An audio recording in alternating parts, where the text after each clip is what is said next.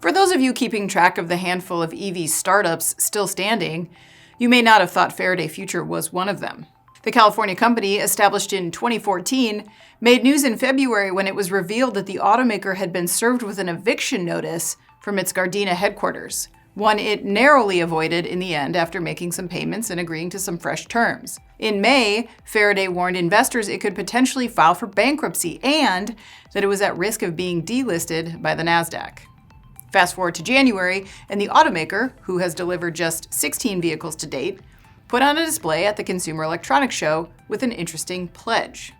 Faraday Future is working on a line of minivans, and the price tag might be the most shocking thing from this company yet. They say the vans will start at $20,000 or $30,000. In an auto market where vehicle prices have been rising year over year for the last several, it's hard to imagine such a price point. Faraday is reportedly describing its upcoming FX line of vans as being, quote, AI enhanced, a characterization backed up with few details. According to Motor Authority, they did say that the first FX would be ready in 2025 and that both electric and range-extended powertrains will be offered.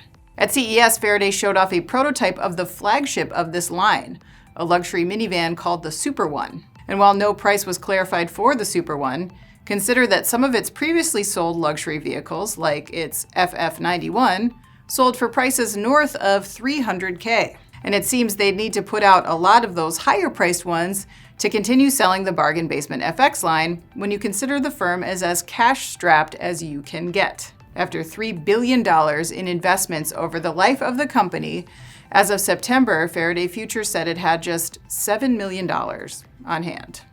I'm Anna Wells. This is Manufacturing Now.